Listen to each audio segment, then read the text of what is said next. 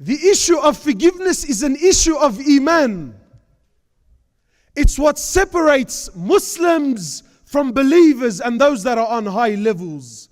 Those who want to achieve status, then they are those who forgive in their hearts.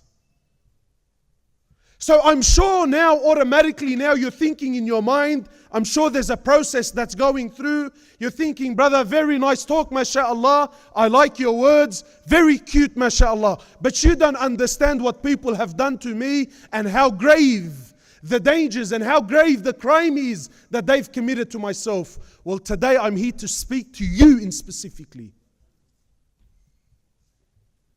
Today I'm here to tell you to forgive regardless of how serious the crime is or was. Muslims are people of forgiveness. Believers are those who have rahmah in their hearts. We are not people to carry grudges. We are not people that carry grudges. And every single one of us, one way or another, we have a problem with someone in our lives.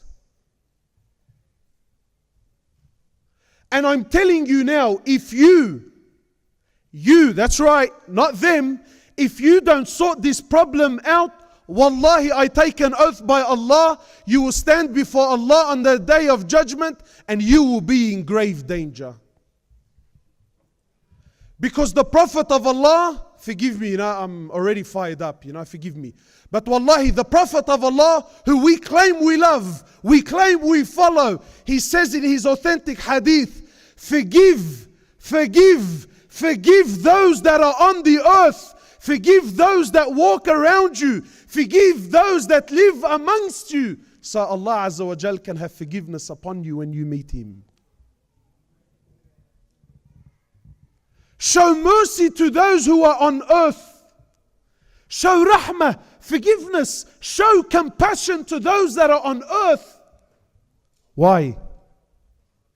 So that the one in the heavens will have mercy and show compassion towards you when you meet Him, subhanahu wa ta'ala.